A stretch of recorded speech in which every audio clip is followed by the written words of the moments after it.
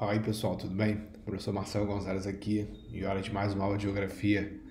Nosso encontro de hoje continuaremos o estudo do Brasil, falando agora especificamente da região centro-oeste, essa que está na sua tela, região composta apenas por 3 estados, Mato Grosso do Sul e Goiás, porém com a presença do Distrito Federal, ou seja, nossa capital, lá está desde o ano de 1960, e é a segunda maior região em extensão territorial, atrás apenas da região norte. É curioso como que o Centro-Oeste é uma região de contrastes em alguns sentidos. Vou trazer alguns dados aqui que simbolizam um pouco isso. Daqui a pouco eu volto aqui nos aspectos físicos. Então, como eu disse, é a segunda maior região do Brasil, com aproximadamente 1.600.000 quilômetros quadrados. Tem apenas 3 estados. A população está aí na casa dos 15, 16 milhões de habitantes. É também a que tem menos gente. Consequentemente, se é uma região grande e com pouca gente, isso vai dar uma densidade demográfica bem pequena, de menos de 10 habitantes por quilômetro quadrado. É uma densidade abaixo da média nacional. A média brasileira está ali na casa dos 23, 24 habitantes por quilômetro quadrado, só fica na frente da região norte, que é bem menor. O PIB, hoje na casa dos 500 bilhões de reais, chega a quase 10% do total nacional. Também é uma região que não contribui tanto nesse sentido, estando na quarta posição. O IDH está um pouco abaixo da média nacional, 0,730, lembrando sempre, média brasileira por volta de 0,760. Mortalidade infantil um pouquinho acima também da média nacional, 15 mortes a cada 1.000 nascimentos por ano. Tá? A média brasileira é de 12. Enfim, um dado curioso da região centro-oeste é que ela tem o maior PIB per capita brasileiro, aproximadamente 35 mil reais a cada habitante. Então fica na frente até do sul e do sudeste. Por quê? Por conta da população diminuta. E talvez o dado mais curioso seja a taxa de urbanização. Isso já pegou muita gente em provas, já pegou muita gente desprevenida, porque o Centro-Oeste é a região com a segunda maior taxa de urbanização brasileira, atrás apenas do Sudeste. Então muita gente acha que depois do Sudeste vem o Sul, vem o Nordeste. Não, é o Centro-Oeste. Por quê? Porque o Centro-Oeste ele é composto por vários vazios demográficos. A economia predominante é a agropecuária, com uma baixa taxa de ocupação no meio rural. É um tipo de agricultura extremamente mecanizada, uma pecuária onde predomina o ramo extensivo. Então, vastas áreas são apenas ocupadas pelo gado, ou seja, não tem gente morando. As pessoas se concentram nas cidades, seja nas capitais ou em cidades importantes do interior, que a gente vai ver daqui a pouco. Então, lembre-se sempre disso. Taxa de urbanização do Brasil, em primeiro lugar vem o Sudeste, depois vem o Centro-Oeste. Aí sim vem a região Sul, que é aquela que intuitivamente a gente tende a pensar mais. Bom, mas vamos falar dos aspectos físicos agora, porque como eu já tenho feito nas outras regiões, vou sempre dar aquela revisada, aquele apanhadão geral em termos do que é mais comum. No aspecto do relevo, lembremos que o Centro-Oeste ele tem um predomínio de planaltos, é uma área majoritariamente de terras altas, com a presença de planaltos tabulares, ou seja, formato de mesa. Então você pega toda essa faixa aqui central, verde, claro, as áreas amarelas e, por que não também laranjadas, os planaltos. Planalto central, no estado do Mato Grosso, com a presença das chapadas, a Chapada dos Parecis, Chapada dos Guimarães, Chapada do Roncador, várias serras presentes também. Aqui nós já temos as serras do chamado Sul Amazônico, né? Os Planaltos Sul-Amazônicos. Mais ao sul nós temos o Planalto Meridional, que vai se embrenhar até lá o estado do Rio Grande do Sul. No estado de Goiás nós temos as serras Serra dos Pirineus, Serra dos Parecis, o Espigão Mestre, que domina essa área aqui de Minas Gerais e Bahia também, com a presença das maiores altitudes. Do lado contrário, você já vê a presença de algumas planícies chegando nas proximidades da Amazônia, já pela presença dos grandes rios que vão trabalhar esse relevo, e sem dúvida nenhuma a maior planície da região é a área do Pantanal, fronteira com a Bolívia, com o Paraguai. Nós temos uma grande superfície inundável trabalhada pelos afluentes e também pelo rio principal do Paraguai, certo? Então essa regiãozinha aqui é muito importante em termos de biodiversidade, em termos de estruturação, de unicidade, de exclusividade a nível mundial, porque tem toda uma dinâmica particular ali, como a gente já viu em outras aulas.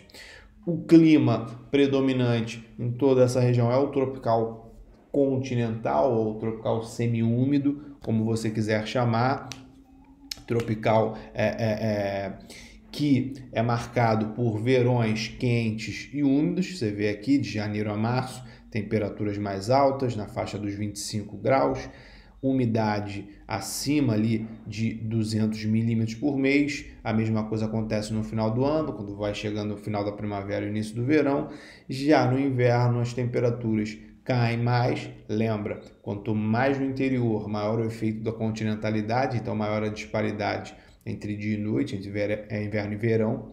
Temperaturas caem, a mesma coisa acontece com a umidade, por isso que a gente vê volta e meia imagens do Cerrado ou do Pantanal em chamas, porque é muito comum as queimadas naturais ou, no caso, criminosas, repercutirem mais por conta do tempo seco e da vegetação também bastante seca.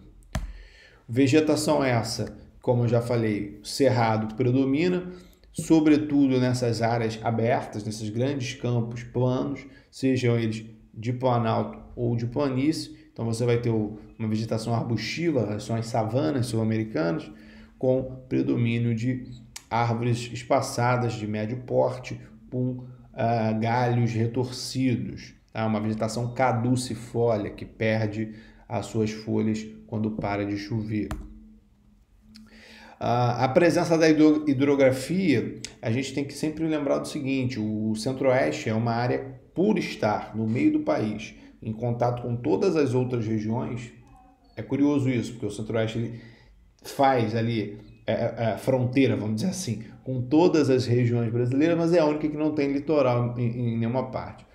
E pela localização geográfica aliada ao relevo mais alto, isso possibilita que esses terrenos mais altos tenham uma série de nascentes. Então, o Centro-Oeste é considerado um grande berçário hidrográfico, porque várias bacias hidrográficas nacionais surgem nessa porção do país, nesses planaltos do centro. É o caso aqui do Rio Paraguai, como eu já citei, que passa aqui pela região do Pantanal. A mesma coisa ocorre com o Rio Paraná, né, que é uma confluência dos rios Paranaíba e Grande. Então você vê aqui a presença, inclusive, de muitas hidrelétricas, a hidrelétrica Tumbiara, São Simão, Ilha Solteira, que são as mais importantes, simbólicas da região. A mesma coisa acontece com a Serra da Mesa. Então aqui são diferentes bacias hidrográficas, né? A bacia do Paraguai, a bacia do Paraná, que aqui no mapa está como uma coisa só, a bacia Platina. Nós temos a bacia do Amazonas, já com seus afluentes da margem direita, né, do sul, Rio Xingu aqui como destaque, já indo para a região do Pará, e também a bacia do Tocantins-Araguaia, onde nós temos as nascentes também, sobretudo no estado de Goiás, no Rio Tocantins e Rio Araguaia, que vão se encontrar lá, ou melhor, Rio Araguaia aqui, desculpa, que vão se encontrar lá na frente no estado do Pará também. Presença da ilha do Bananal, uma ilha fluvial do planeta, enfim. Então é uma região importante hidrograficamente, por isso que o desmatamento do Cerrado e do Pantanal são impactantes em outras partes do país. Por quê? Porque isso pode ocasionar secas, A presença do desmatamento em grande intensidade, a ocorrência, melhor dizendo, vai ocasionar em uma redução do fluxo de água, seja no sudeste, no sul ou na região norte. Na região norte um pouco menos, porque tem outras fontes hídricas, mas enfim, é sim uma área muito importante, inclusive para o transporte fluvial, já que nós temos a hidrovia Tietê-Paraná, que também pega essa região, e a hidrovia Paraguai, com a cidade de Corumbá sendo a cidade mais importante, sendo o grande porto fluvial aí da região. Já passamos aqui pelos aspectos humanos, vamos ver aqui a questão econômica. A gente sabe que em termos industriais, serviços, o Centro-Oeste ele não é tão bem provido. Só para você ter uma noção, o PIB dentro do PIB industrial brasileiro, cerca de pouco mais de 7% vem do Centro-Oeste. O grande eixo industrial da região está aqui, ó, no leste do estado de Goiás, sobretudo nas proximidades da capital goiana com a capital federal, Brasília. A gente tem aqui a principal cidade industrial da região, a cidade de Anápolis, um grande polo mecânico, com a presença de indústrias do setor de tecidos, presença de indústria do setor alimentício que é o mais forte da região, mas Anápolis recentemente recebeu a fábrica da Hyundai, e acabou, da sul-coreana, montadora sul-coreana, que acabou deixando a região famosa. A gente tem aqui também, nessas proximidades, a cidade de Catalão, que tem uma fábrica da Mitsubishi.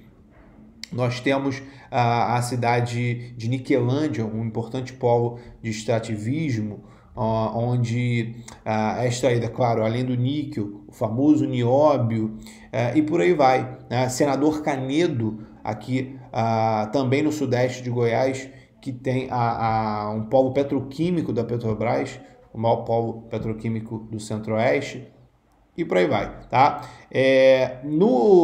Falando em extrativismo, Corumbá, no Mato Grosso do Sul, que eu acabei de citar como um importante porto fluvial, é a cidade que faz a interface aqui do maciço do Urucum, que é a região de grande extração de ferro e manganês. Então, esse local ele é muito famoso por ser o terceiro maior um polo de extrativismo do país, né? Atrás, é claro, do quadrilátero ferrífero em Minas Gerais e também da região dos Carajás, lá no Pará. Então, tem essa importância, sobretudo, para o uso local, siderurgia local e também exportação para os Estados Unidos, ok? Mas quando a gente fala de economia do Centro-Oeste, não tem como não citar a questão da agropecuária, é a mola econômica, né?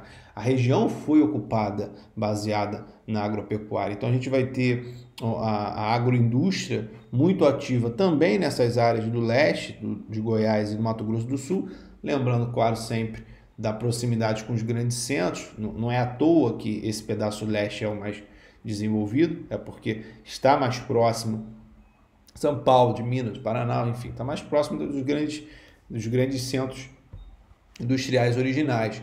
Então, o foco, sem dúvida nenhuma, é na produção de grãos, na agricultura. Então, a gente tem milho, a soja e o algodão são os três grandes produtos da região, as bases, mas é claro, existem outros. Goiás, por exemplo, grande produtor de cana-de-açúcar, atrás só de São Paulo. Você tem a produção de tomates também, sendo muito importante aqui no estado de Goiás, e etc. Mas a pecuária, sem dúvida nenhuma, ela é bastante lembrada, né? O maior rebanho bovino do país está aqui, aproximadamente 35% de todo o rebanho, número de cabeças de gado do país está nos 3 estados. Só a nível de curiosidade, né, você tem 3 cabeças de gado para cada pessoa dentro do Centro-Oeste, então é muito gado. O foco é a pecuária de corte, né, predomina um criatório extensivo, então o foco é a produção de carne, com uma série de cidades que cresceram voltadas para o abastecimento e para o suporte a essas atividades agrícolas. Então, as chamadas cidades do agronegócio, como é o caso de Rio Verde, Corumbá, que eu já citei também é um exemplo, você tem as próprias capitais, enfim. Então, a região ela gira muito em torno desse tipo de economia, uma economia agroindustrial. Lembrando que é um tipo de atividade que se propaga desde os anos 60, ou seja, a partir da criação de Brasília, a partir da criação das rodovias, é uma região que tem um eixo rodoviário muito importante, interligando não só o Sudeste,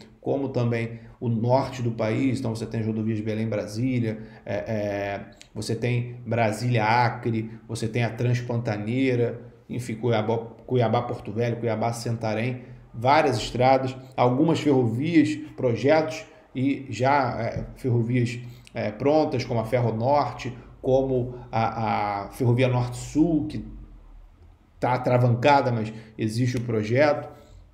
Enfim, então, as técnicas de melhoria de solo, todas elas foram muito importantes para que essa região se tornasse de fato integrada ao país e hoje fosse tão pesada nesse segmento agropecuário, que é um dos grandes destaques no Brasil, sobretudo no cenário internacional. Ok, meus queridos? Então, por hoje, Centro-Oeste é só isso. Qualquer dúvida, é só me procurar. Um forte abraço.